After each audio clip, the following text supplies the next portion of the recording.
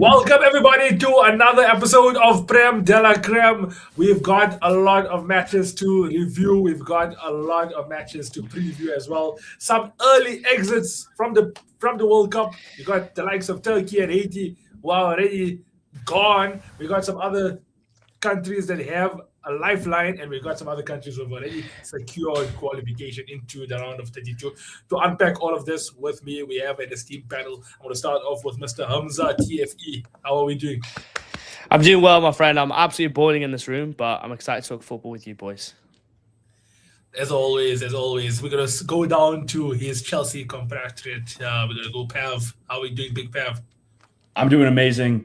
Deep into the tournament already. So many fun matchups, great goals, great player performances. Can't wait to get into it all today. And as you can see on your screen as well, we got a brand new guest here as well. We got Mo, Citizen Mo, known on TikTok as well. How are we doing, Mr. Mo? I'm doing good. Loving this World Cup so far, but it's really hard to watch. But we're looking forward to the rest of it. Looking forward to being able Mo to and I watch. are both from Africa, so we both are struggling. I think even Hamza, to be fair, in the UK is struggling a bit with the schedule. Yeah, Mate. Mr. Pav is enjoying life. Pav is enjoying it. He's in I'm Canada. loving life, but other social commitments sometimes get in the way of the games, unfortunately. But I do my best to catch up and watch all the games that I can. Yeah. No, fair enough. So obviously our schedule, like I mentioned, is going to be a lot of previews and reviews, but we're going to start off every show. We're going to start previewing the game that's about to start within an hour. That game being the Netherlands versus Sweden. So lineups are out. I'm going to name you guys the lineups, and then you guys can tell me what you guys think heading into this game. Okay, so for the Netherlands, we got in goal Verbruggen, right back Dumfries, left back Mickey van der Ven, centre back Van Dijk, centre back partner newly signed Spurs centre back Van Hacker, midfield trio of Ryan Gravenberg, Frankie de Jong, and Reinders, a front three of Daniel Marlin, Brobby, and Gakpo. So that's the Netherlands. Heading over to Sweden. I'm going to probably butcher a couple of these names, but I know there's a lot of sons here. So we got starting off in goal, Broadfield.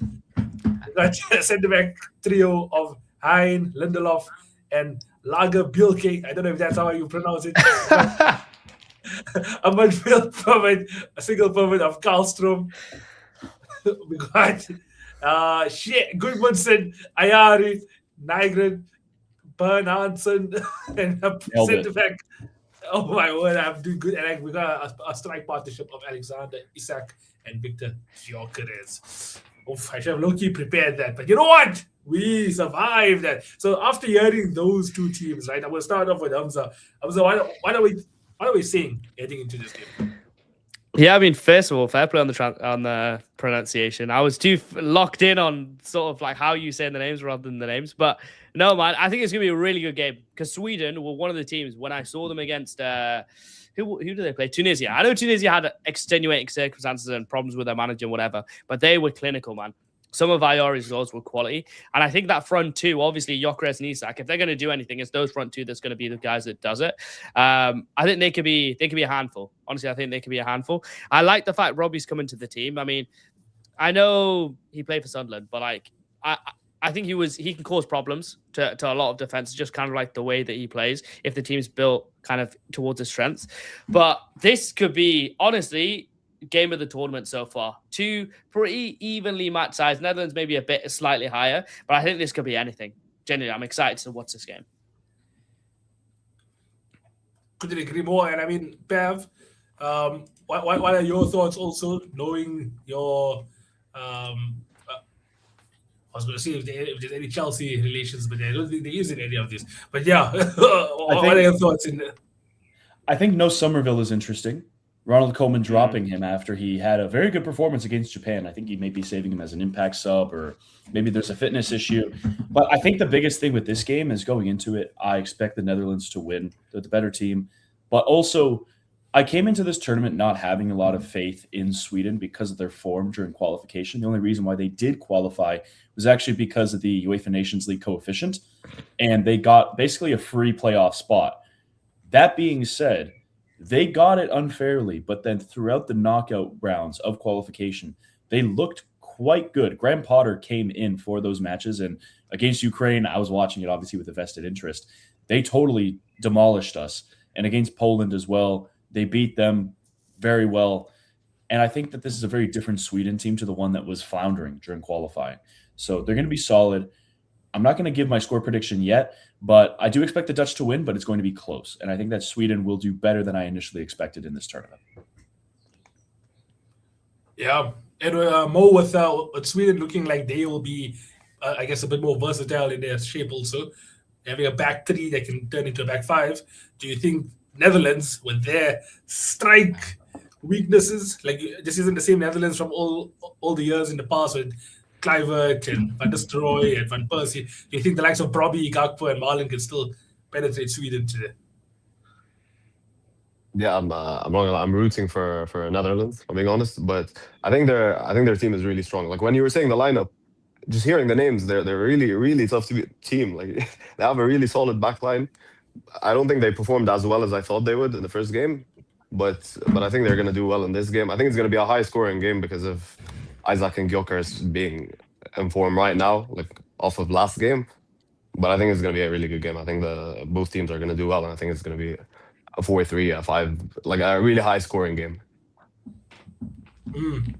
I mean, yeah, that's the thing, right? We did do some score predictions yesterday.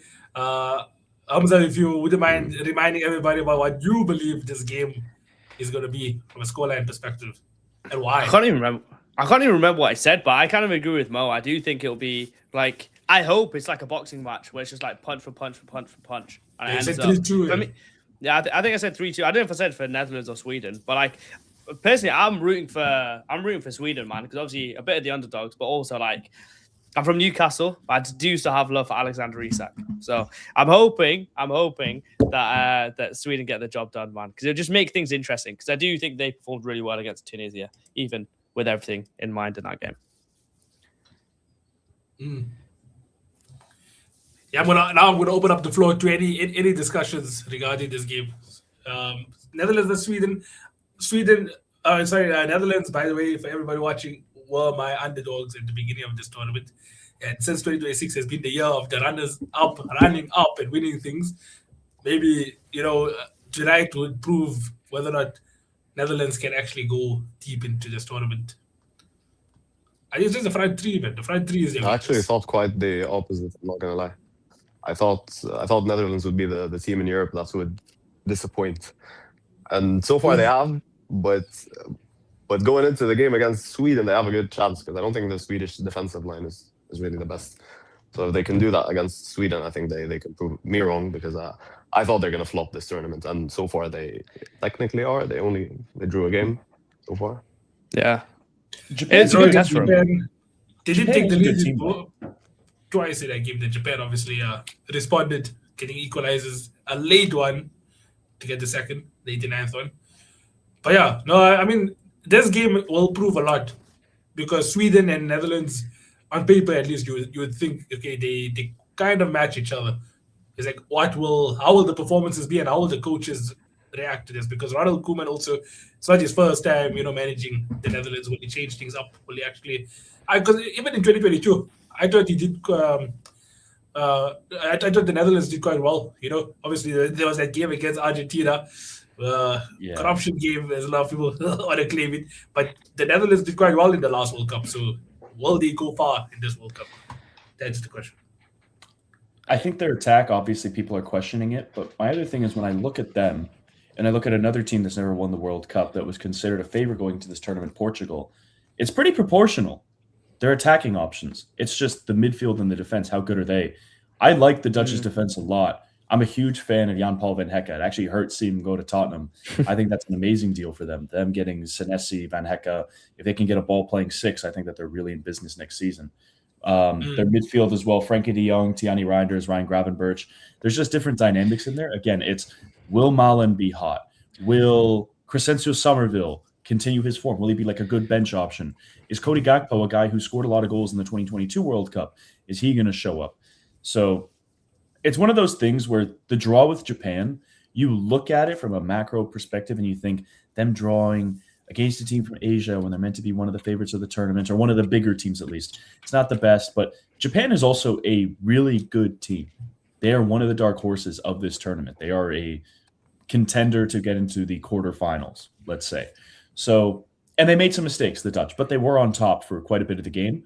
So I think that it all depends on how they treat this next game, this Sweden game. If they win convincingly, if they win like 3-0, okay, they're in business. If they win 2-1 and it's a dodgy result, and again, it's against a Sweden team that is different than when they were qualifying, but it's still not, in my opinion, this dark horse, this like really strong team, then that's where you raise questions. Tunisia, for me, is a write-off. They should beat Tunisia.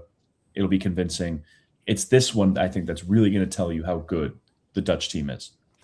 And you know, just looking at this midfield three, right? Because I think we had this discussion also earlier about how a midfield three can definitely win you this whole tournament. So Gravenberg, De Jong, Reinders, would you all say this is the Dutch's best midfield three? It should be the most consistent midfield three in this tournament. Yeah, yes, with Tijani in his day, then I'd say yes, but he's been out of form for a while now. Been out of form for a long time. I think Tiani Reinders is a perfect example of the jump between Serie A and another top 5 league. Like Scott McTominay was not good yesterday. And I think that with Tiani, even at AC Milan, he was always a pylon defensively. He didn't strike me as a volume passer in a pivot.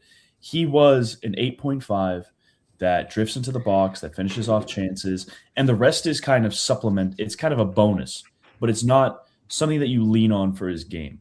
So again, the lack of ability in possession. He's not the best dribbler. Doesn't have an incredible eye for a pass.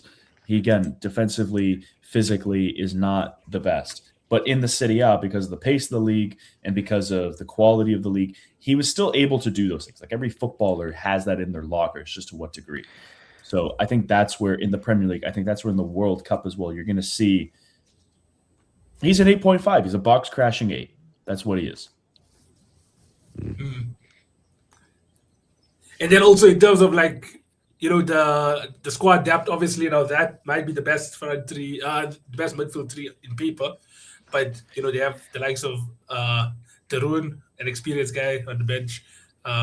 We have Gustel, who actually had a decent season in Eredivisie. And then we also got Koopmeiners. Now, having these 6 players, where do you think the Dutch's midfield ranks amongst the World Cup's best midfields at this World Cup? I think also one thing as well.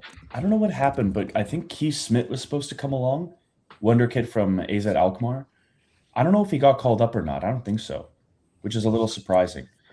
He's not on the bench. He's not on the bench. Where is he? No, he's not. So that would have been interesting to see him kind of get thrown into the flames, but also he has in the second half not been as good for AZ Alkmaar in the Eredivisie.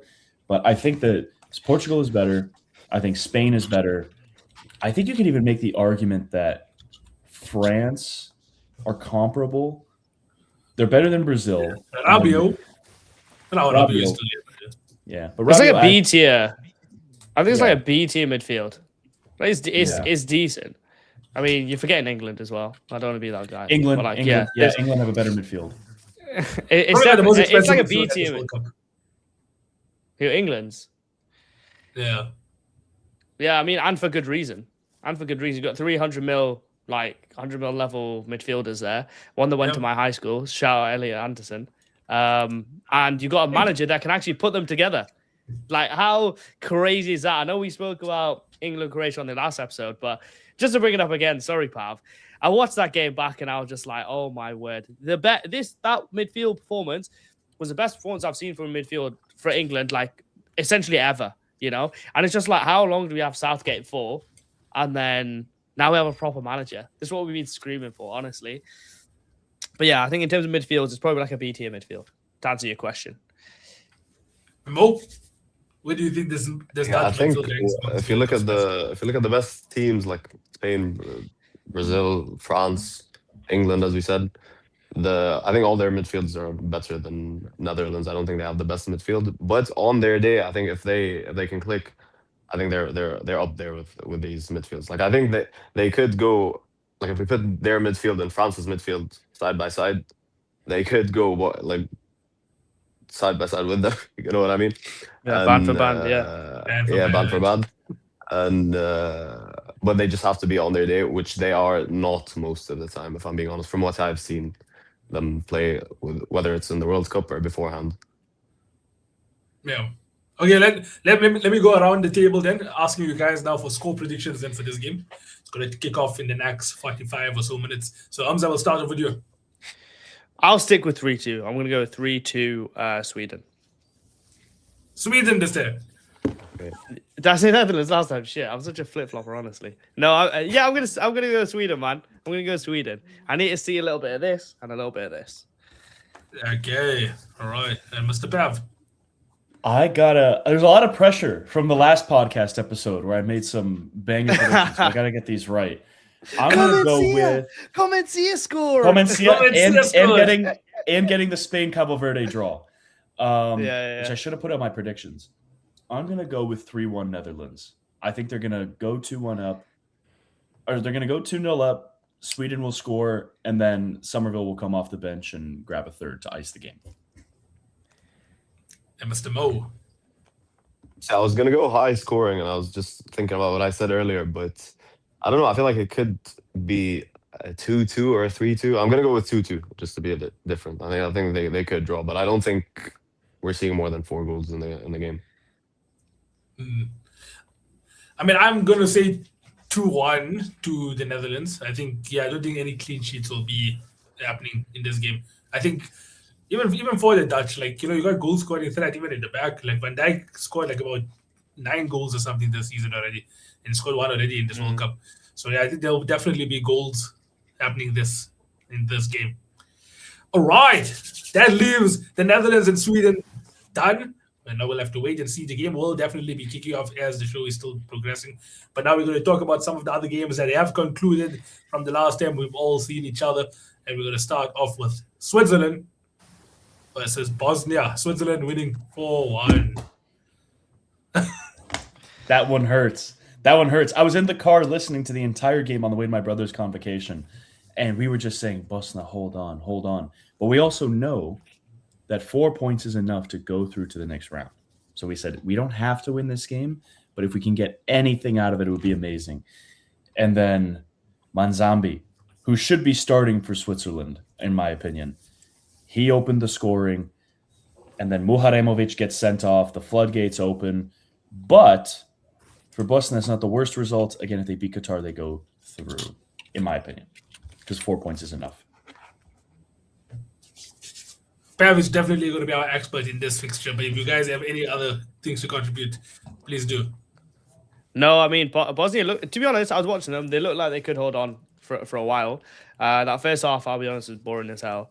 And then the second half, it just sprang into life randomly around like the 75th minute. And then obviously Manzambi just came in and announced himself to the world. So, unfortunate for Bosnia. I hope that they're able to destroy Qatar and maybe have a hope of being one of those third place teams, but it does not look likely.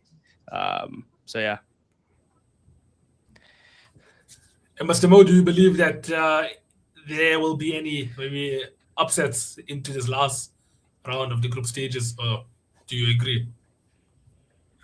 I'm not gonna lie, I haven't watched I wasn't keeping up with Bosnia and Switzerland, so I'm not really sure what's gonna happen with them. But I'm rooting for Bosnia. That's all I'm gonna say, because I love them for Edin Dzeko. Represent. It's just a scrappy team, right? That's all we are. Now, we did our best. We played to the conditions. We went to Zenica against Italy, home turf, got a historic result. But at the end of the day, we should be Qatar. But Switzerland is one of those games where we know who the better team is. Yeah. It must have been a killer blow, though, man. Like, 75th minute, honestly. Like, you guys look like you could hold out, but yeah, man.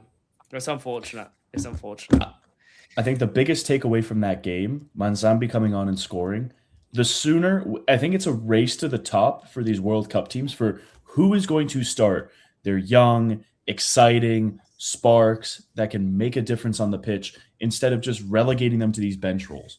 That's kind of the red flag that I got as well with the Netherlands in this lineup is Somerville was that, and then he gets dropped for some reason for Brian Brobby, who is not the same level in terms of that influence and ability to make something happen. So I think that the coaches that do that the quickest will be the ones that go the furthest in this tournament. Good point. Yeah, Good point. I can see that. Just And to I mean, touch it goes it- down to the last game now. It goes to the last game. I was going I to know touch we're on gonna that. talk about Actually, yeah. In terms of Canada, Qatar, and obviously we're going to talk about that. But like now, I'm looking at the table, and obviously Canada are above on goal difference, but obviously it's head to head now. So and this could make a huge deal in terms of who they play in the next round. So becoming first and second is a really big thing here. So I hope Canada finish top of the group. I think it'll be super interesting because after that first game, I was really down on them. I just thought, like, going forward, they just irritate the hell out of me. But after they destroyed Qatar 6-0, I'm like, oh, hello. I know Qatar are cheeks, but hello. Like, there could be something going on here. I think Qatar, the chickens came home to roost from their Switzerland performance, where they did great holding on and getting a draw. But Switzerland should have won that game by multiple goals. And I think in this case, when you go down 2 men, first of all, shout out to Ismail Kone, the injury that he sustained. We're going to start off with that. Horrible to watch. Arguably Canada's best player outside of Alphonso Davies. And seeing that was just awful. But the way that the team rallied around him, celebrated him after they were scoring their goals, I thought it was incredible. It's a testament to the team environment that Jesse Marsh has built and the identity that he's trying to forge within the Canadian national team. But I just think that the reaction, I think the positivity that they went and played with after that moment was a sign that they will be mentally resilient throughout this tournament. And again, they're on 4 points. They're through to the next round, essentially. Now, the game against Switzerland is going to be interesting. How are they going to match up? But I think that how emphatic that win was gives them a really big chance to get something out of the game. Maybe not beat Switzerland, but maybe hold on for a draw. Yeah, because, like Hamza said already, Canada sitting top with 4 points, Switzerland with 4, Bosnia and Qatar both on 1. Definitely goes down to the last game. It's going to be interesting to see. And a huge thing as well is Jonathan. So Kyle Larin, who was on the bench against Bosnia, he comes on, he gets the equalizer. He then scores the opener against Qatar after starting. So he's hot on form. Jonathan David against Bosnia was poor. He's been poor this season for Juve, but he grabs a hat trick against Qatar. Having those 2 guys be in that kind of form and then have Alphonso Davies waiting in the wing to come back at some point could be a huge difference maker because strikers, these attackers, if they're hitting the ball and it's going in, they just have a knack, right? And with David, he didn't have that. He's now played himself into that. So I think that that's huge. And Moise Bombito is back, who's, in my opinion, our best defender. Was he the one who came on for Ismail Kone? This other kid, Saliba, he came on for Kone and he scored. Oh, yeah. Yeah. I mean, big performance, man. Big performance. It's huge. I didn't see that coming. It's a historic result. Yeah. I didn't see it either. I thought that they would win, but it's a historic result. It's one that's going to go in the national team history for the greatest match that we've ever played. Yeah. I honestly never thought I would see a worse team than Qatar 2022, but hello, Qatar 2026. Looks like they definitely are one of the worst we've seen. Another one, Asia Cup, man. How the hell are they even here, though? Like, respectfully, how the hell are they even here? But this means that Canada are pretty much guaranteed to be in the next round, right? Yes. So now they can kind of, obviously, you want to win the group, so you can't look ahead too far. But I mean, it's big that they've made it to the next round. Did you expect going into the World Cup that they would make out this group, Pav? No, I thought that they would only get 3 points. So they came close to losing to Bosnia. I thought they were going to lose to Switzerland and beat Qatar. But just the goal difference, it made it one of those things where like they just missed out. So I wasn't expecting much going into this World Cup because of how poor our Gold Cup performance was. It was really bad. So seeing that, it kind of dented my confidence. If this was right after the Copa America where we finished 3rd, then I would have been like, or I think we finished 4th. Then I would have been like, okay, we are going to go through the next round. But it seems that form has returned. And again, I have to give credit to Jesse Marsh. It was a poor period in the Gold Cup, and him not having Alphonso Davies, who's our talisman, and still being in the position that he's in is a testament to him as a manager and the work that he's put in and how much he cares as well about managing the Canada national team. It kind of feels like he's the boyfriend that got rejected or it kind of feels like he's a guy that got rejected by like this, girl that he really liked, and then he gets a new girlfriend, and he's like, oh, this girl's amazing, she's the best. But part of it is out of spite because he got snubbed for managing the American national team. It has a little bit of that energy to it, but it feels sincere at the same time. So I'm very happy with the appointment, what he's done for Canada. And again, as long as we get to the next round, that's a huge success. That's a historic moment for us. We also recorded our first World Cup win. So shout out Jesse Marsh. The Brad Bobley of football. I don't know if anyone will understand that. I have no idea what that means. No, when he was he's way managing, better.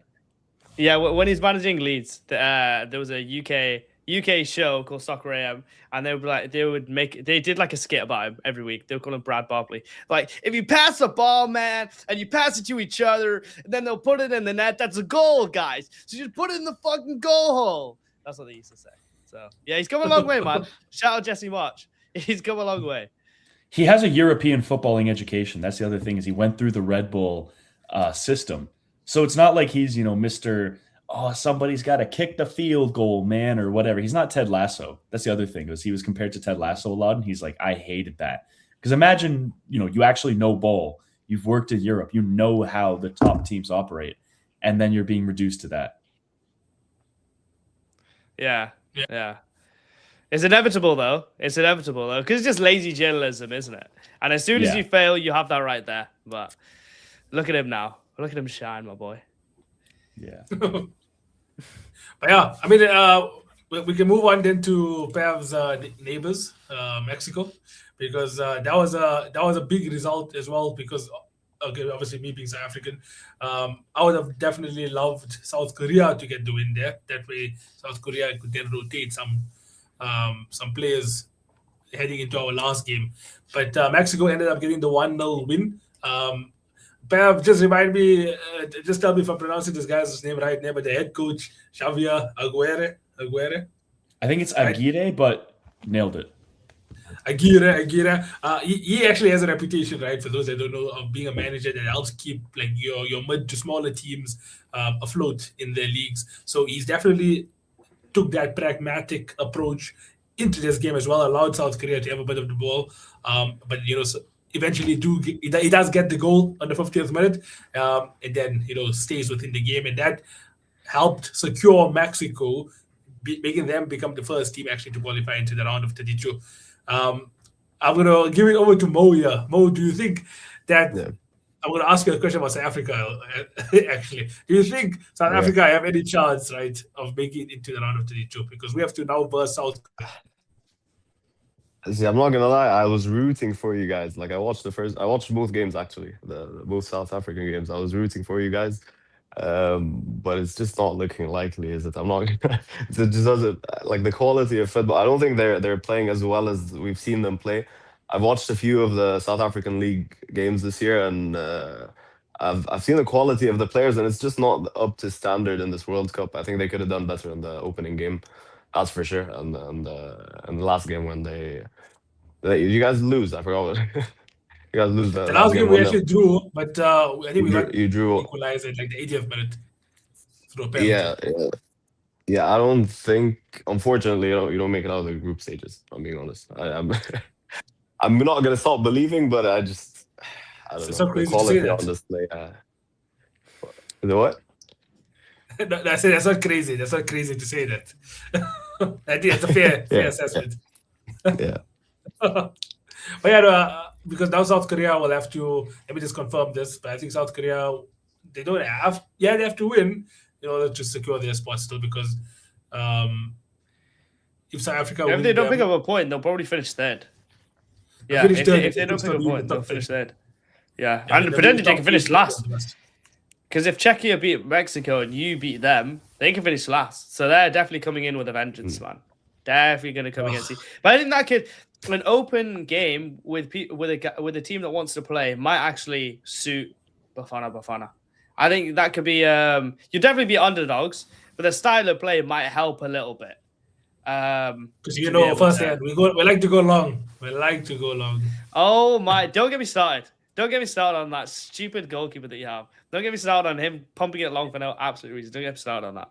We'll save that for another day. But no, there was some intricate passing in the last 50 minutes of your game against Czechia. So let's hope that they can do that 6 times more against South Korea to make it 90 minutes and come away and we can continue on this podcast talking about South Africa. That's my hope. That's my hope. I would love it. I would love it. I don't think you guys. I don't think you guys are beating South Korea because you have to beat them. I already knew your answer. Come on. I already knew your answer. That's why you come to it. No, who the hell wants reality? No one wants reality. Stop living there.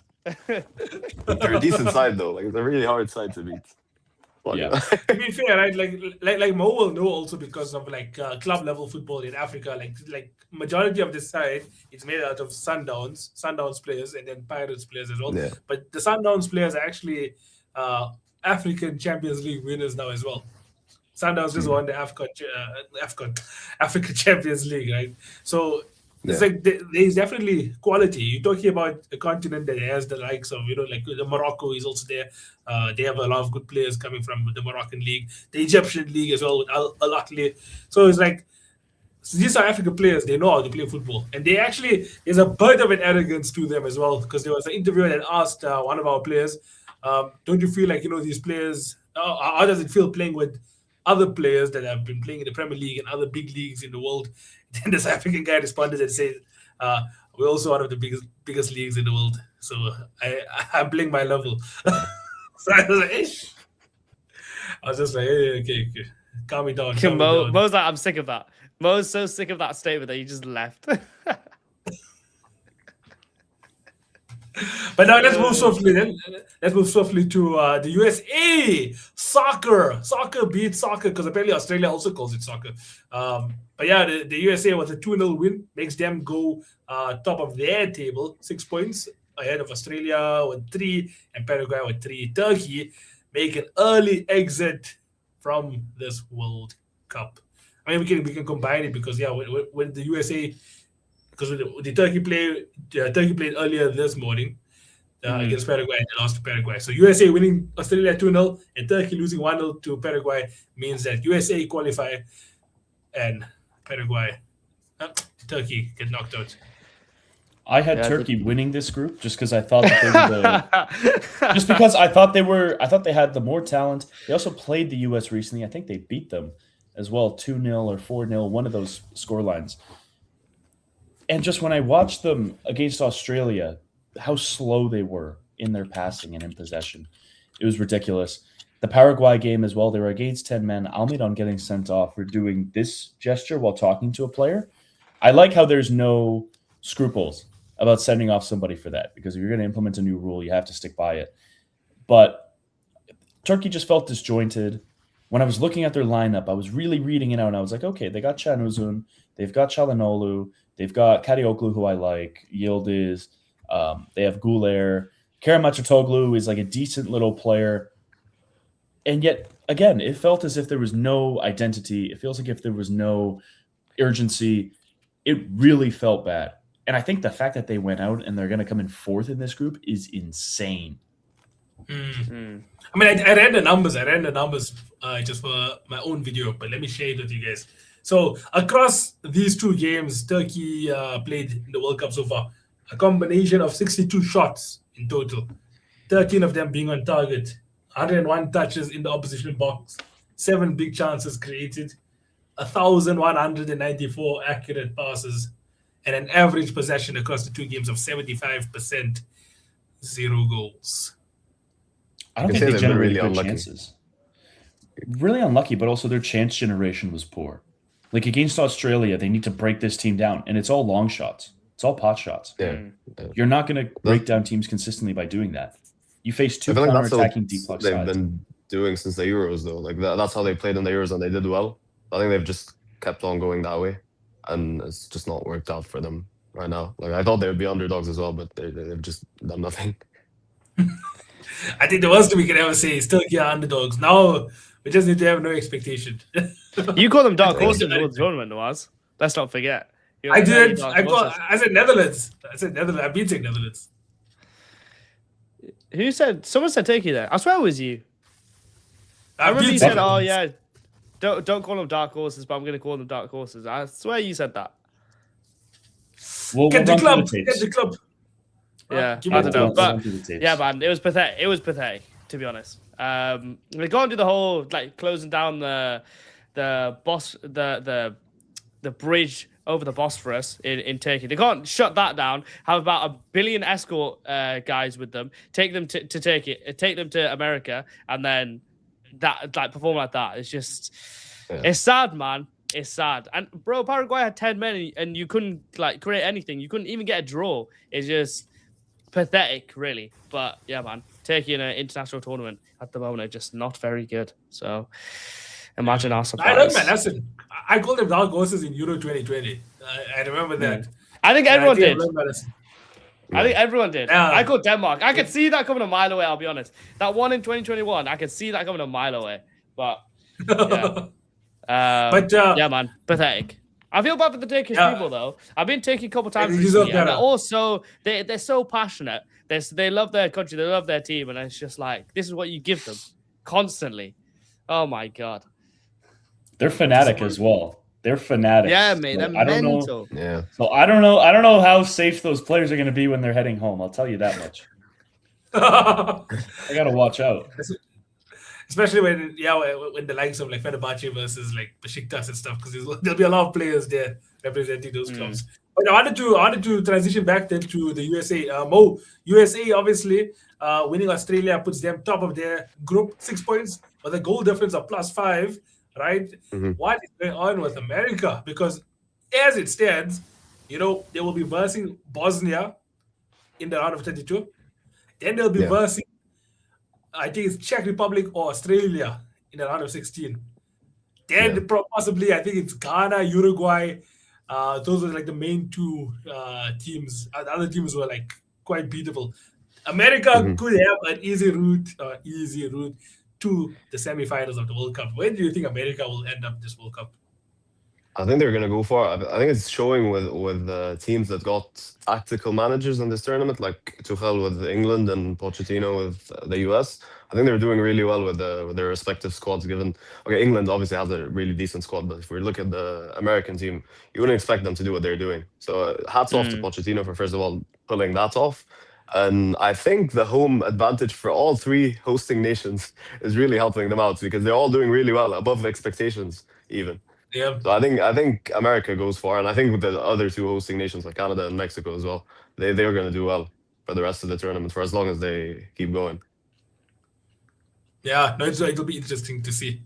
I'm gonna move on. Right, there were some games in Group C that did grab some headlines. Firstly, Scotland versus Morocco. Morocco are definitely looking to be the dark horses, The usual. Africa's best team, definitely.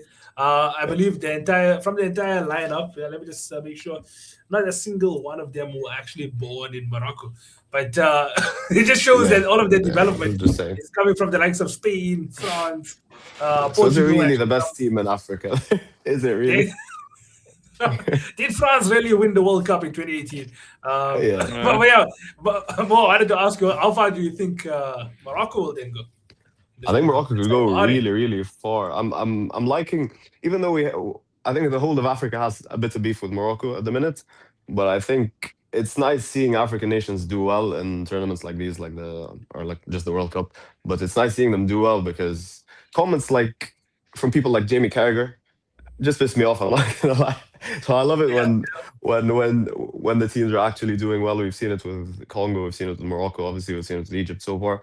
I think Morocco could literally go the whole way. Like if they like are on top of their game and they play their usual football.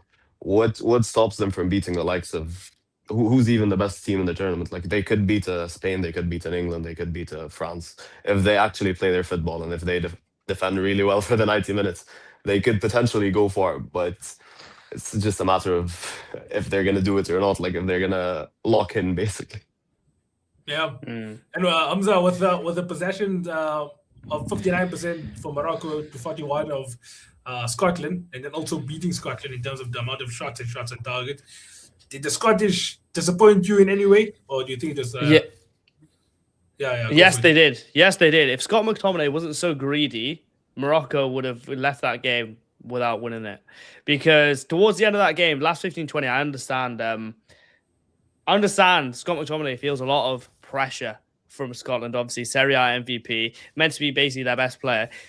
There was 3 opportunities there where, first of all, he could have squared it. Where, second of all, he could have left the ball for somebody else to shoot. And third of all, where he could have passed it and given it to somebody else to score. And he didn't do either of them, right? Because you could tell the pressure was just like, get it done, get the ball in there, get the ball in the net. But that greed is the sort of stuff that has stopped Scotland in the past being able to do well. And if he does the same again, it's going to be a big, big problem. So, yes, they did disappoint me. I don't think Morocco are as good as people think, in my opinion, because the amount that they just let Scotland have it last 25 minutes was way more than I ever would have expected Morocco to do that. They did create a couple of chances. There was number 21 came off the bench. He was pretty good, and he created a couple of chances, held the ball pretty strongly in the second half. But yeah, Morocco got over the line, which is important, man. Like, Scotland aren't an easy team to play against, but Scotland easily could have came away with something, and I do believe that they're going to get to the next round, and I hope that they do. But yeah, it didn't build me towards Morocco as much as it did for, I mean, obviously, Mo, you mentioned it. And like, I didn't build as much hope in Morocco off that game as I would have thought. Because I think realistically, they should have, if they were going to be a top side, they would have played them off the park. And they didn't really. They got kind of like a cheap goal at the start and then kind of sat on it. But it's an 8-game tournament. As Ronaldo says, it's a 7-game tournament. So you've got to kind of like ease your way into it, I guess. So not every day is going to be a demolition. Yeah. And Mr. Pav, with Brazil obviously winning Haiti 3-0 as well, it means that Brazil and Morocco share top spot with 4 points each. Scotland still, can end up finishing first because they still have 3 points. And Haiti obviously are exiting this World Cup. But talk to me about that Brazilian performance. Oof, I think you muted. Sorry.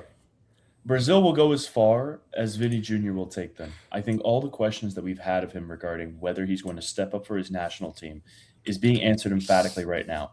Vini has been back this year in 2026. I think he has the second most goals of any player this calendar year outside of one Harry Kane, which is something that you wouldn't expect with the way that people talk about him.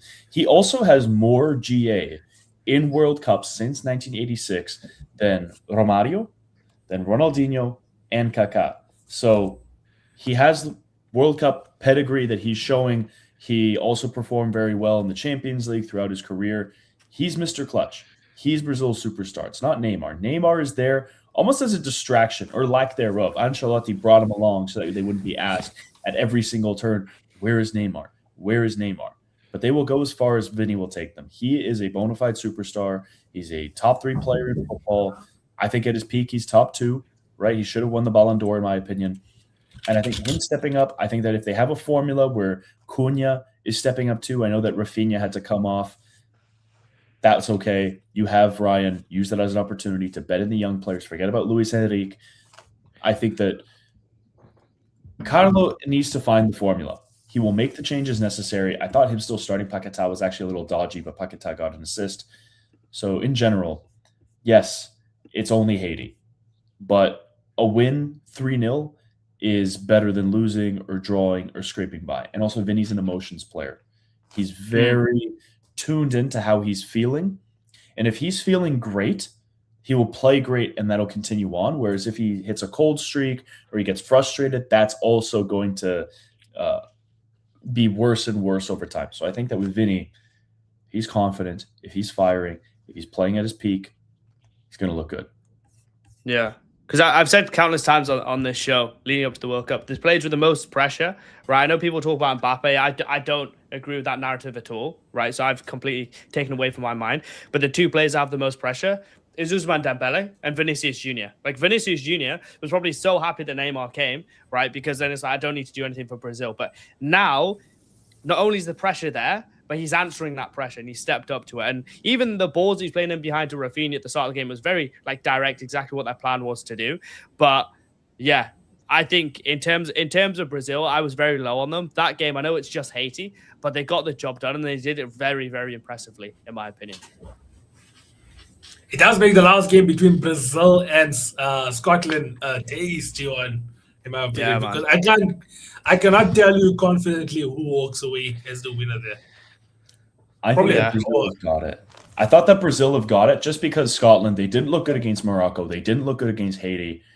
And I think that Brazil just have the better quality. I think that they will beat Scotland. I think that Morocco will also beat Haiti. It'll be Morocco first, Brazil second, Scotland third, and then Haiti have already been eliminated. But it also depends on how much Morocco beat Haiti by. That's the other thing, because Brazil, if they win against Scotland, they will have a minimum +4 goal difference. Whereas Morocco, they only beat Scotland 1-0. They have to beat Haiti now by 3 goals. Yeah. Yeah. So it'll come down to the wire. And I don't think Well- Scotland will let Brazil just demolish them. I can't see that happening. I don't think Brazil would let them, Scotland would let them, because I think Scotland have played all right, to be honest. Like they played way better than I thought they would. No, I mean in the sense that Brazil already have a +3 goal difference. That's already Yeah, no, I understand that. I understand that. But I just don't see Brazil beating Scotland by more than a goal. You know, maybe they get a lucky second. So what do Morocco need to do? Basically get 4 goals against Haiti. Can that happen? Absolutely. Absolutely can that happen. Definitely. Gentlemen, that is the reviews all done. We're going to be talking about some previews, right? We've already done Netherlands versus Sweden. We got another big game happening tonight or this afternoon, depending on where you're watching. Germany versus Ivory Coast. Oh, I will start with Prem, because I know Prem did say he has a lot to talk about in this game. So Germany versus Ivory Coast. Prem, take it away. This one is tasty. This one is one of the favorites of the tournament versus, I would think, the biggest dark horse of the tournament in the Ivory Coast. They won that battle of who's the bigger dark horse, Ivory Coast or Ecuador. They got it through that Amad Diallo 90th minute winner. They have so much firepower. Yan Diomande is turning into a superstar overnight. He's looking for either a move to Liverpool or PSG. And this is going to be a huge test because with Germany, yes, they did really well against Curacao. They beat them 7-1. But also, how good are Curacao? We're also going to see that against Ecuador. If Ecuador beat Curacao by, let's say, 3 goals, despite their meager firepower, that's going to be an indictment on the quality of Curacao versus I thought that Curacao had Germany in a bit of a tough spot in the first half at points, considering who they are. We'll see how good Germany are when they face the Ivory Coast. Similar to how the Netherlands, it's a test of how good they are against Sweden, and it's going to be a determiner of what their quality is. It's the same case for Germany in this game. And however this game goes, if Jamal Musiala is off, if Florian Wirtz is off, they're going to then have to carry that form into the Ecuador game. And those guys are super duper tight knit as a defensive unit. So this is going to be huge. I'm looking forward to it. Ivory Coast have talent all over the pitch. They got the likes of Singo. I don't think that Ousmane Diomande played. He might play today. Again, Yan Diomande. They've got what's his name? Amad Diallo. They got guys. El Yawahi also got allowed into the country now. He was originally not going to come to Canada because he had an issue with a match-fixing scandal that he was involved in, but he has just been cleared, so he will also be available to play. That's good. That's interesting stuff. I think you're muted. No, I was saying 2 back-to-back bangers, though. Like, what a Saturday... Well, for you, Pav, it's like Saturday afternoon. For us, it's like a Saturday evening. That's great, man. Netherlands versus Sweden, which should be a banger. And then if that's not a banger, you got Germany, Ivory Coast. I think that's like... Germany, Ivory Coast is like a football manager's wet dream, low-key. So shout out to all the football managers who can be watching this game. Because this will be a Scouting for new big players. evening for them. Yeah, exactly, man. Players For the to next rank. comments here. Yeah, exactly. Yes. I don't know if I quite have that, but yeah. And then Ecuador versus Curacao, right? I have a vested interest in Ecuador. I want them to do well. So yeah, there it is. I want to see Moises score, man. I need to see the celebration he did against Liverpool, where he just stood there and took it all in. I need to see that little slap from the edge of the box. Do you remember, Noaz, when Van Disney, obviously, like this. Yeah, and he just let him slap it. I need to see that again, bro. Against some random Curacao national guy that I've never heard of in my life. But I need to see it, bro. I need to see it on the world stage. Exactly. Mo, what do you think is going to happen in this game, Germany versus Ivory Coast? Because Germany Germany versus Ivory. 7-1 convincing win. Ivory Coast Yeah. 1-0 last minute winner. What's going to I happen in this think game? I think with Germany in the first half against Curacao, I think they were just basically getting their foot into the game. Still, it's still the first game of the World Cup. The nerves are there. I think they're gonna storm this game. I don't think it's gonna be as high scoring, obviously, because we know what Ivory Coast is capable of. They're really massive African nation. They're one of the strongest. But I think defensively, they're not as solid as I thought they'd be in the past. Like over in AFCON, I didn't think they were as solid as I expected them to be. And right now in the tournament, what can you remind me what the score lines were, or like the ones they played in? Germany. Germany No, won 7-1. Ivory Coast. Oh, Ivory Coast. 1-0. It was a 1-0 win. It was just a 1-0. Yeah, Yeah, I I guess mean, they did dominate that Mm. game though. I don't think it was just like a 1-0. Like they could have. Yeah, Diamante. By the way, oh my god, what he was doing, especially in that, I think it was the first half. Oh my, he did this one where like he's on inside the box, like parallel to the right hand post, and then he does like this weird little pass the ball to his left foot, then back to his right foot, then his right foot passed it to somebody. I was thinking, you're doing that in the World Cup. Like this, yeah, that brother's crazy. And Liverpool saw that. I was like, cool, okay, cool. 100 mil, here 100 you million. go. Leipzig, take it. They're like, yo, I've seen enough. Take my I've money. seen man. it up Take my also. money. Bro. Get it. Oh, Apparently they honestly. won 120 minimum, apparently. Yeah, Yeah. that's not surprising, mate. That's not surprising. Yeah, but, both Ecuador and Ivory Coast, I think it was good for Germany to start off with Curacao and then look at their two tougher opponents because both of them are seen as like physical teams. I would say Ecuador more good defensively than Ivory Coast, and then Ivory Coast physical and can hit you on a counter. Diamante being one of the channels. Noaz, let me ask you. This is a good one. Yeah, and you can even post this, right? No, the corner flag. Answer me this question. Will Florian Wirtz's match rating on SofaScore be above 7.3? In this game, Yes. yeah, it was in the last game, if I'm not mistaken.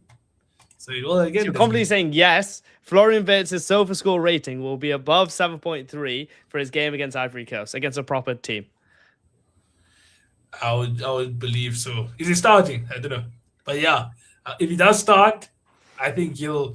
Must remember, he's never really had a terrible game for Germany, even when he was having a terrible season at Liverpool. Whenever he went on international duty, he wasn't doing bad. He just Obviously, kind we're of- Muslim, right? So we can't bet. But do you want to make a little wager on that then? Should we do a little wager based on that? I mean, your boy Moises Caicedo also hasn't really had a good. Let's do that. so we should Let's do allow that. him Let's to- do that.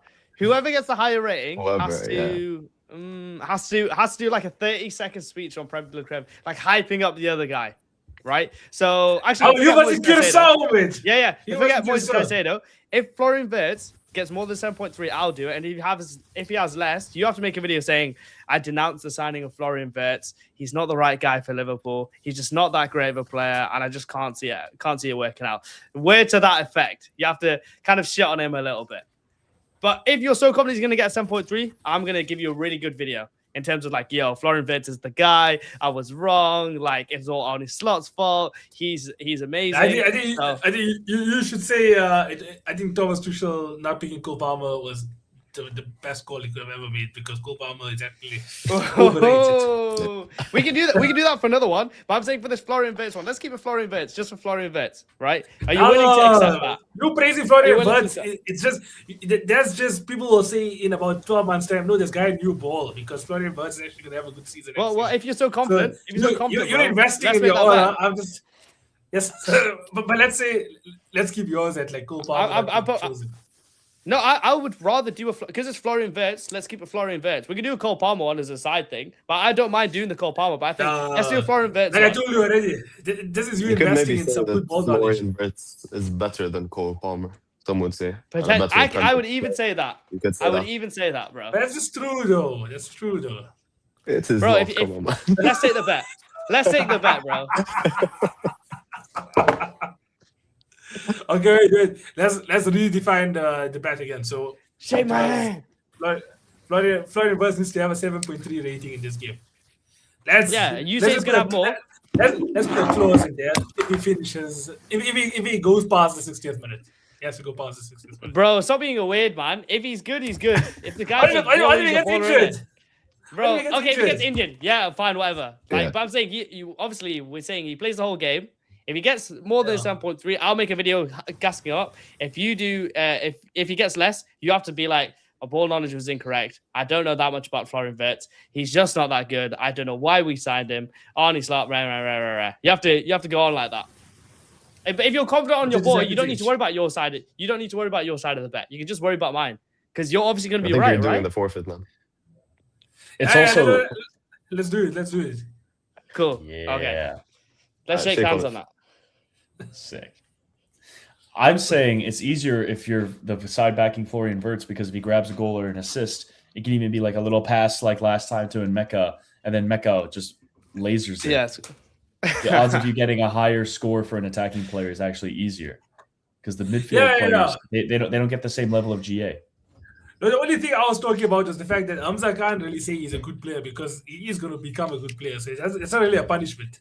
No, because I've been saying on this podcast for probably the last 3 months that he's the most overrated guy in the Prem, and that like he's the biggest waste of money ever. No one talks about it. No, it's like this taboo subject. Like obviously we know the big taboo subject in the world. It's like that, but in football, you know, is Florian Wirtz. So when he gets 7.3 and above, what are you going to do again? So you're just going to say the Florian Wirtz actually had.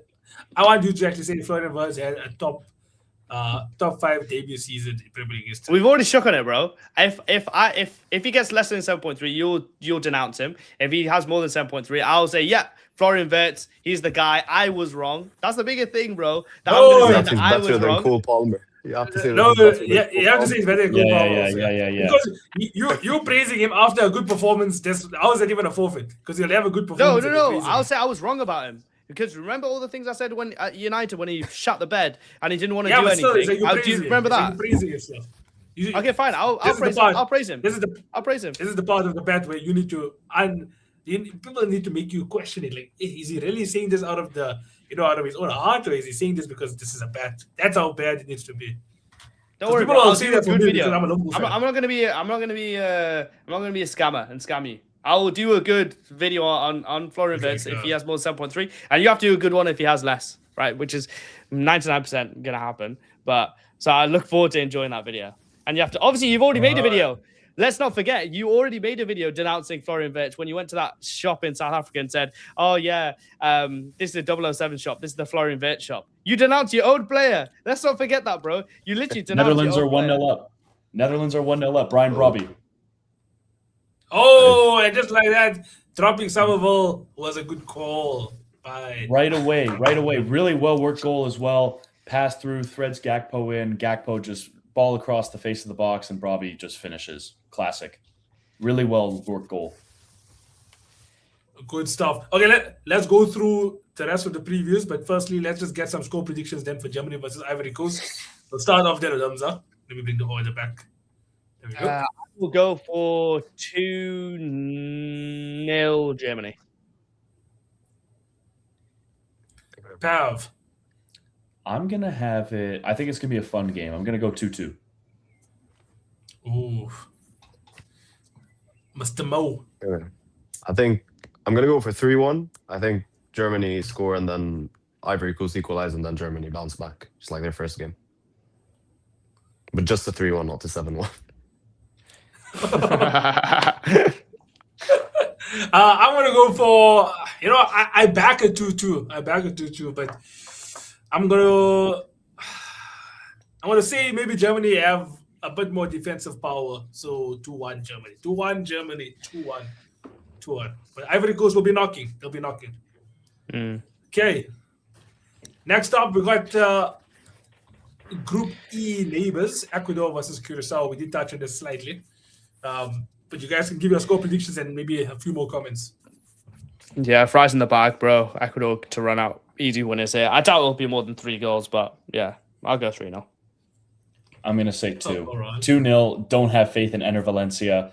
What I want, though, is for Kendry Paez to come off the bench and get a goal because they need talent up top, and if he can offer it, then that would be huge for them. That kid's got problems, though. That kid I is know. an enigma. So He's got disappointing problems. because back when he was in Ecuador playing for Independiente, he was on the pitch with guys like Endrick, with guys like Estevao, and he was playing better than them. He was the star on the field, but then he starts partying, then he goes to Chelsea, then they send him to Strasbourg, doesn't really fit in, still talented, but then he goes back to River Plate, has a couple decent games, but then after that, no real, good results. His then loan gets terminated. Really, really poorly managed career. And part of it's him, but I think that part of him is also him being in this blue coat mess as well. Mr. Mo. I'm gonna go Curacao to lose 3-1. I think maybe they shock us and score another goal. Could be their second goal in the history of the tournament. So I'm gonna say 3-1. I agree. I think Curacao will at least give their fans something to celebrate every game. Might not be the result, but it's definitely going to be a goal. And I'm going to back you more, and I'm going to say 3-1 Ecuador as well. Okay. Nice. Next up, we got, let's go to one of the big games. We got Spain versus Saudi Arabia, right? Now, Spain, 0-0 draw against Cape Verde. Saudi Arabia, who in my opinion did impress me a bit in their first game. But do you think Spain, another banana skin, or do they finally get their campaign on track? Nah, man. They're going to do this, bro. Because Lamine Yamal is back, and Lamine Yamal in the 50 minutes against Cape Verde was a problem. The guy's a big problem. So, yeah, I think it's going to be easy, man. I think it'll be a little 3-0 Spain. I can't see Saudi giving them any problems. Against Uruguay, they were just hopeless. Mo, what do you believe? Yeah, I think it could even end up more. I think it could be like a 4-0 to Spain because as Paf said, Lamine Yamal is going to be playing, and I think some people say for some reason they threw the first game, which I don't believe. Why would anyone ever do that in a World Cup? So I don't believe that. But I think he did play a weaker side. I don't think he played his best side, and he will play for the rest of the tournament surely. Now that he's seen what's happened, so I think they beat them 4-0. Saudi still plays the same team they've been playing since they beat Argentina back in 2022. Like, it's literally the exact same team with the same players. They've all grown old, and they weren't even it's the exact same. Yeah. Yeah, they've all grown old, and they weren't even great to begin with, if I'm being honest. So, so I don't know what they're doing there. So yeah, 4-0 for me. All right. I'm going to say I hope 4-0. I do hope 4-0, but I also had high hopes for the Cape Verde game. Cape Verde, understandably, did obviously sit back. When it comes to Saudi Arabia, do you believe they will sit back as well? I'm asking myself this question. I think they would. I think Spain were able to unlock Cape Verde. Hopefully, they do take the lessons from that game and try and convert their chances now, which would make me say Spain 2-0 winners. And also, I think Cape Verde is very, like, they're a known team for their defensive abilities. They're a tough side to face in AFCON. Like, whenever we face them, they set up a really good low block. So I don't think Saudi have that in them. I don't think they can. Like, they're gonna try and sit back, but I don't think they have the facilities to do that. Yeah, I agree. This will be an exciting game to see Yamal, though.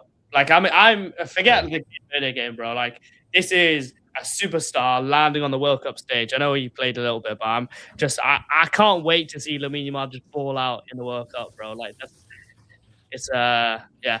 it'll be huge, man. It'll be absolutely. I think against Saudi, he should be able to have his opportunity. Mr. Pav, do you think the same? Spain taking on Saudi Arabia? I think it's going to be a good 2-0's a nice score line. I think that the same way that against Cabo Verde, they did do enough to break them down. It's just Ferran Torres hitting the bar, just the chance generation, maybe not to the same level as you would expect, but with Yamal, Nico Williams maybe coming back, I think it's going to be 3-0. I think they're going to pop out. Yeah, no, agreed. Let's move over to Group F, right? Tunisia versus Japan. 3-0 Japan. Simple. Actually, if they got Hervé Renard through the door, I'll say 2-1 Japan. I think it'll be 2-1. Okay. The manager makes a difference. Yeah, I mean Tunisia. Oh, they really didn't look at it in that first game. Maybe this does new manager bounce in the World Cup. let's see. I mean, Hamza, what do you believe? Yeah, I think 2-0. 2-0 Japan. I feel like Japan kind of rise to their opponents. So Tunisia it'll be hard for them to rise because obviously Tunisia aren't that great. So I don't think it'll be like a demolition job, but I still think they'll get the job done. I think 2-0. And Mr. Mo. I think I'm gonna stick with the initial 3-0 from Pav. I don't think Renard had enough time to really do anything. He's been there for a few days, so I don't think he's gonna have the time to implement any of the things he'd want to implement over time. And Tunisia has been declining over the past few years, so nothing that I haven't expected from them, to be honest. And also, Yeah. I did mix up your names for a second. Like a minute ago, I called you Pav, so my bad. I'm really bad with names. That's my first time meeting you guys. Don't worry. I'll take it. I'll take it. all If I have good. the head of Sorry hair, I'll about be that. happy, mate. Sorry, man. Hey, I got it down now. facts. Hamza and Pav, I got it down. Don't worry. Yeah, nice, bro. Don't worry, man. It's all good. And then, I mean, I agree. I think, especially what Mo said, that last statement about Tunisia, like throughout the years, have been getting worse. You know, from I would say 2014, they were in the World Cup in 2014, if I'm not mistaken. They had a decent campaign there. And then I think I can't remember, actually. I think I can remember Tunisia being in the 2014 World Cup. Or maybe, yeah. But either way, I just do remember Tunisia having a lot more ballers, especially playing in the Premier League. You don't see that often now. So, Wabi Kazri in I'm there, gonna go man. for- They win the 2018. I think they win 2018 because I remember Wabi Kazri was there. it was 2018. Yeah, maybe I think just so, 2018. But yeah, so since then, yeah, they haven't really been doing good. Yeah, we especially beat from them. Africa. Yeah, England beat them Oh, in yes, the first yes. game. They It gave was us a a- really good game, actually. On a side note, they actually gave us a really good game. But no, I think it'll be 3-0 as well to Japan. We've got 3 more games to go through. So let's get through them.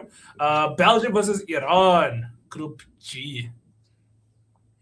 I think what's interesting about this story is Doku won't be playing. He's heading back to Belgium to witness the birth of his first child. So how's their firepower Is it? going to look? Yeah, he is. I think that Romelu Lukaku starting is going to be something that they're going to change. I don't think that That feels Charles de very good. Ketelaere. Yeah, Charles de Ketelaere is not good enough. He's the Kai Havertz of Kai Havertzes. So he's not going to be in there.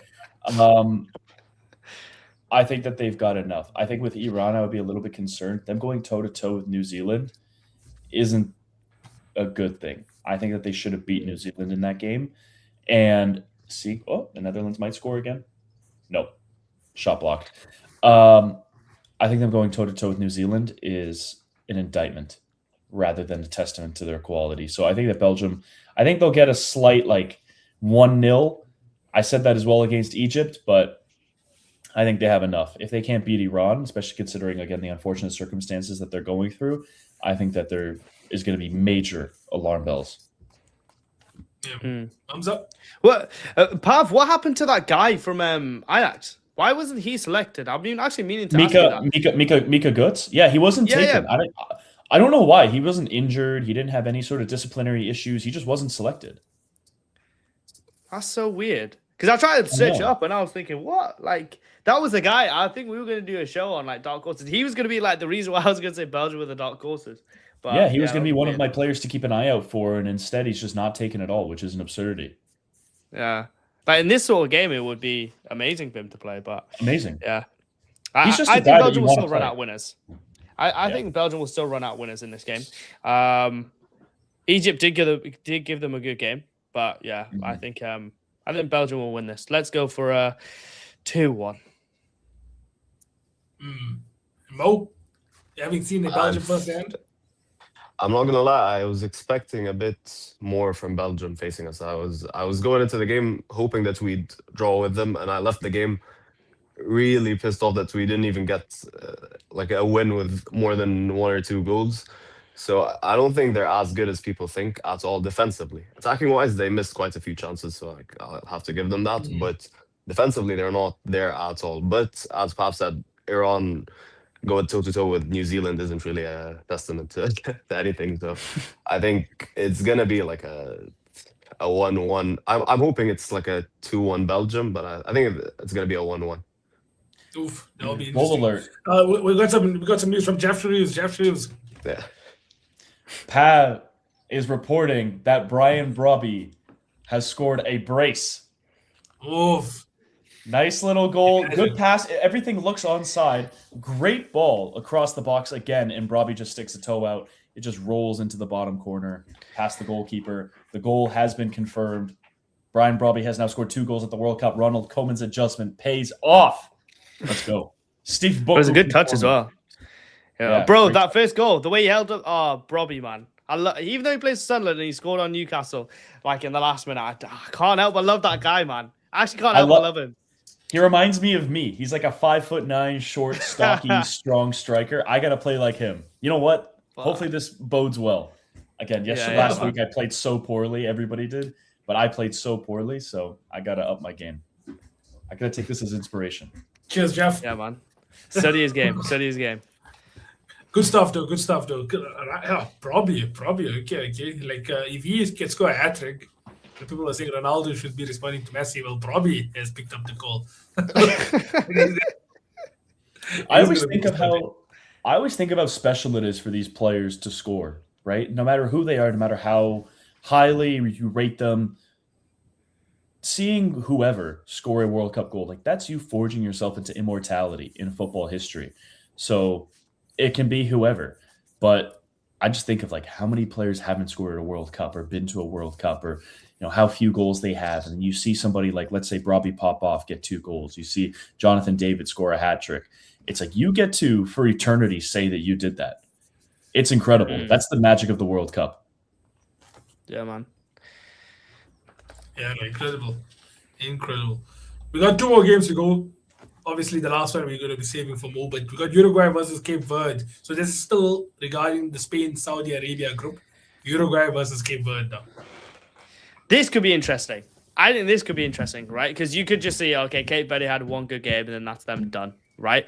But what could happen is Uruguay couldn't really penetrate through Saudi Arabian defenses.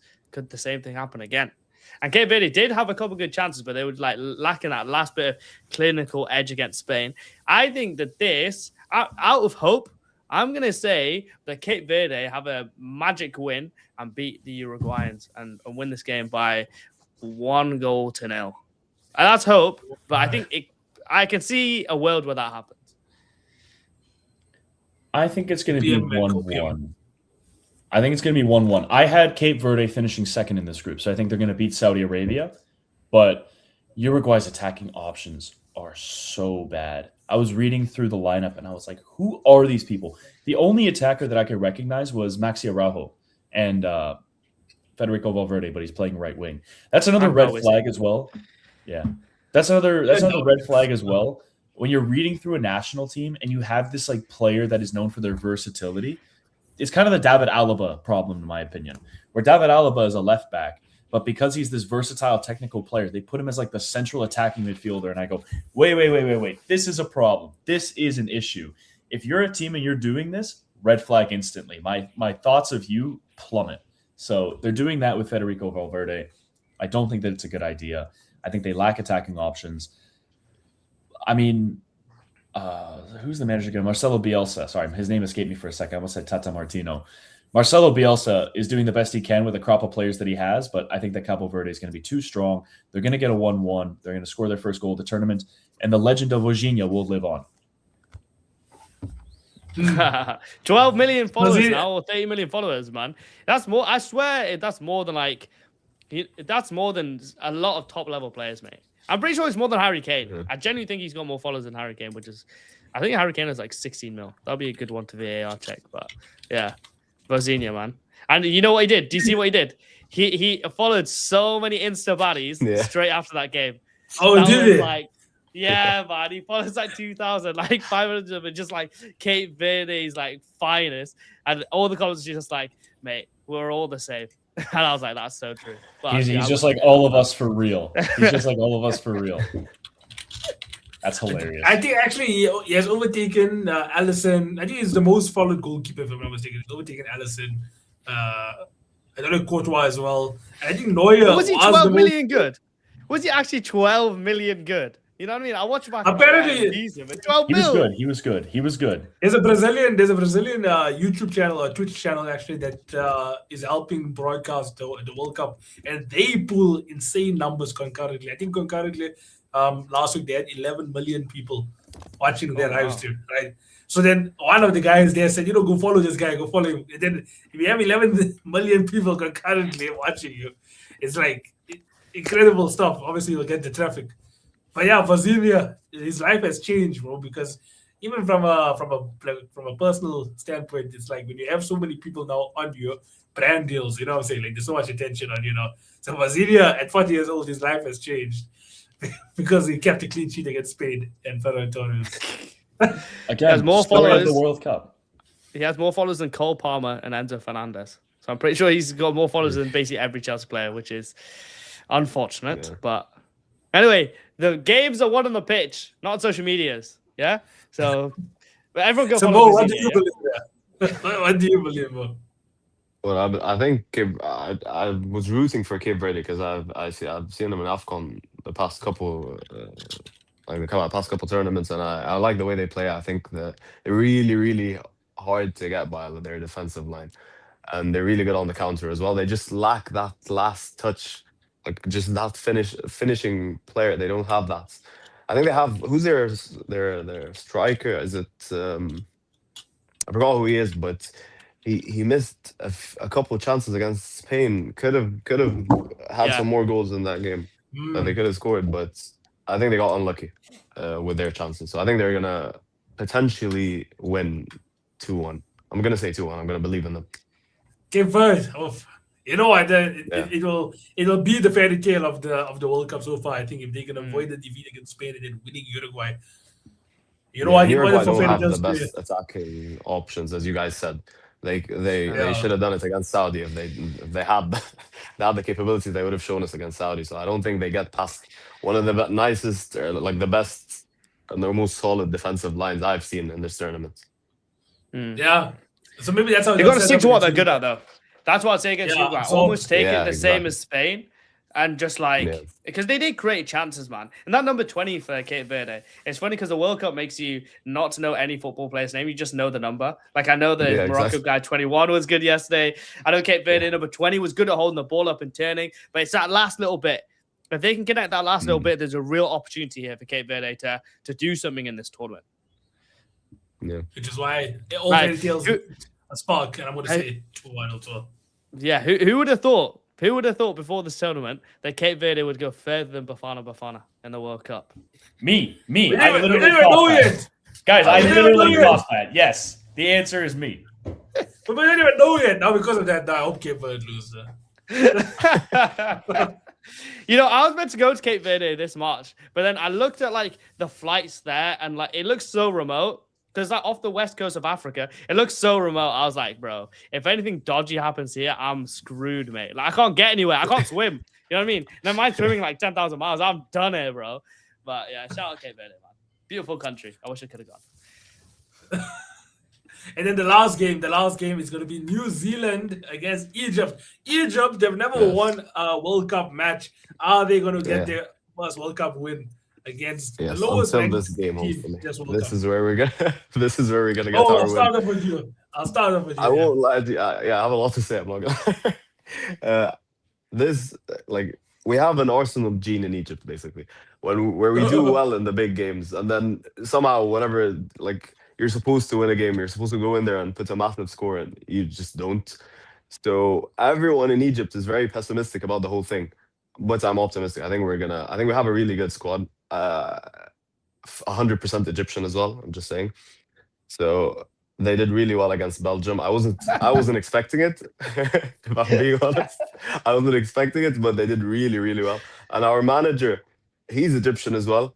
So that's nice. He gets the players. Because we need someone to like literally discipline the players which are like foreign managers just do, or not the foreign managers couldn't do, but our Egyptian players are just so stubborn. They need someone like Hussam Hassan, who's won the AFCON 3 times in a row in the past. He's very strict with the players. He knows exactly how the mindset should be like in an Egyptian team. So I think he's doing really well, given who the players are, given where they play, which is the Egyptian National League, which isn't a strong league at all. So yeah, I think we go in there, we should easily beat New Zealand 3-0. Are we gonna do that? I don't know, because Omar Marmoush is literally not putting up the numbers that you'd expect from him. Let's just say we could have easily beat Belgium if he just buried his chances. What do you guys think? I was Too going to busy ask you, mocking, what is Yeah, literally. I think having Salah also play a bit more centrally was a very good thing for Egypt against Belgium, because you're talking about a guy that obviously has a good eye for a pass as well, and now he's not really being seen as the only form of goals in that team because Omar Mamouche is there as well. So he can definitely help unlock the defenses. Do you think he starts in the 10 again, or do you think against New Zealand they'll play him further I wide? think no, because I think he played them on the wing, but he drifts inside. He drops to And he yeah, creates yeah. chances. Yeah, so I think he still plays them on the wing. We have the guy Imam Ashuri, so the guy that scored the goal. He's the number 10. He He is should be quality, yeah. Yeah, he's really good. I wish he could just leave and play somewhere better, so he could just get better and better and improve. But he's just he doesn't have the mentality of a football player. He has the mentality of Mudrik, basically. Hey. So, yeah. I'm just saying. I can't say much. I've played for my team for like 2 years. But no, I to be honest, with Egypt, man, you said something. I wanted to. I forgot what I was going to say now. But yeah, I was watching a video on North African teams and the Arab Spring teams, right? And like the whole development of how they were part of Europe, then they were part of Africa, then they were part of Asia, and then they couldn't get like basically in. And it's beautiful kind of over the last 20 years how they've kind of built 20, 30 years how they've built into the World Cup. And yeah, man, as you said, we all hate Jamie Carragher. I'm a Chelsea fan. I hate him as much as the next guy, right? Like he chats shit about Afghan, he chats shit about Chelsea, right? But also, he said about Salah, what's he ever done for his country? I don't think they understand what doing it for a country means for like a Messi at an Argentina versus an Egypt and Salah, right? Exactly. Who's like, it's completely different. It's two completely different things. But now they're at the World Cup. I know he was injured in 2018, but I want to see from Salah, like, I want to see him score, but I want to see like him thrust his team towards. They could easily beat this New Zealand team. Then they're on 4 points, and then they've got safe passage into the next round, right? There's an opportunity here for them to even realistically finish on top of the group, right? So you just got to have a lot of things click together, and I really want to see it happen, right? After watching that video, I'm so like pro North African, pro like Arabian countries, so like Saudi and all those other teams, right? So I hope that you guys get the result done. You had some of the things come together, but yeah, man, it's the mentality. But if you're saying your manager is really helping to remove that mentality and just like and get them past their own stubbornness, like I've got Egyptian friends, like I know what it's like with Egyptians. So if they can get through past that stubbornness, honestly, the quality that you guys have is there to do something very, very good. They're showing so much. They're showing so much confidence, which is weird. It's a change because we've literally crumbled under every single bit of pressure that we faced in the past, and we're showing confidence. Like we played Brazil right before the tournament. You're expecting to lose like a 3-0 against Brazil, but we held the ball pretty well. I think we held the ball more than them in the second half. We only lost 2-1. It was a good game. Even against Belgium, we held the ball more. Yeah, I think we played better than Belgium, if I'm being honest, which wasn't expected. It wasn't expected at all. That's not crazy to say that. Spain. We faced Spain in Spain, and we drew 0-0, which with a red card as well, which is a really massive thing for me. Like I expected to go in there and lose 4-0, if I'm being honest. So no, I think they're doing well. Pav, what do you think? I just want to hear what you think about Egypt. I mean, I would be encouraged by the Belgium result, right? I thought it was going to be a narrow win for Belgium, but instead you guys were up for most of the game. It's a perfect opportunity, as I said with Canada, right? If you have these attacking players that are maybe off form, if they grab goals here, it's a huge momentum swing, and then you go into the match against Iran confident. Yeah.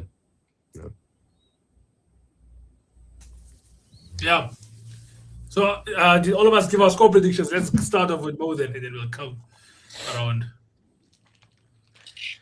I'm gonna go with 3-1 Egypt. Oof. We have to concede that howler of a goal always. So I'm just gonna go 3-1 instead of 3-0. I'm gonna say 2-0. You know better than me, Mo, but I'm gonna say 2-0. I think New Zealand were all right against Iran. And also, a little quick fun fact. John Nellis and the girl who does all the content, they made a video called Guess the Football World Cup Footballer. And one of the guys that was actually the footballer was Elijah Just, who scored 2 goals against Iran. And him and Chris Wood were linked up pretty well together. So it's not going to be an easy game, but I'm going to back Egypt as well. I'm going to go 2-1 Egypt. Yeah. Mm-hmm. I think Hamza mentioned Chris Wood. Chris Wood looked so good in his first game. So I do think Egypt do concede if Chris Wood has anything to say about it. So that being said, Egypt to get their first win via an 89th minute Mo Salah penalty, 2-1. Inshallah, brother, inshallah. But yeah, that concludes our show for today. We've done a good amount of reviews and previews. The next time we do see each other, there will be some other insane games to touch on. Argentina, Austria, Norway versus Senegal, England, Ghana. England, Hamza will be very happy for that one. And then, we'll be obviously... it'll be daily. So we're going to be live on the 22nd. Then I think we're taking a break on the 23rd, but then 24th, 25th, 26th, 27th, I think we'll be back to back. So make sure you guys do follow us. We have a lot more coming, and follow us on TikTok and Instagram as well for some short form content. And make sure you follow everybody on screen here. I want to send it over to Hamza to sign himself off, and we'll come around the table. Yeah, thank you guys for watching. A brilliant day of football ahead, so I hope you guys enjoy those games, and we'll be reviewing all those and more on our next show on Monday, and hopefully the PAV debacle in and around tickets is sorted by then. Perhaps maybe I'll go to a game, maybe I won't, but I'll fill you guys in on how that goes. Would you like to sign us off, Pev? Yeah, I'll do it. It's gonna again be a great weekend of matches. It's gonna be a great week. The World Cup has been a success, even with all the issues behind the scenes. The fans, regardless, in spite of those issues, have shown up, shown out, and reminded us what football is all about. It's all about bringing people together. It's all about learning where everybody is from and the different cultures that we have, while still having the same shared values. We want to have fun. We want to enjoy ourselves. We want to dance, sing, enjoy football. That's what this is going to be all about. So if you want more of that in podcast form, stick around, listen to Prem de la Creme, comment below, subscribe, turn your notifications on, and we'll see you guys very soon for another episode. 100%. And then we also have Mo to sign us off as well. Mo, I don't think I can say it better than Puff. So thank you guys for having me, and exactly what Puff said. Mo, where can we find you? All our nations do well. Mo, where can we find you? On Instagram and on TikTok, and that's about it. What's the handle? I'm at Citizen Mo. I'm new to this, by the way, if you can't tell. So perfect. We'll start so many more shows. Yeah, you did good, man. I mean, it's gonna be one of many shows still to come. So guys, make sure you follow everyone here. I've been Nawaz, also known as the Corner Flag, and we'll see you guys next time. Good evening. Peace. See ya.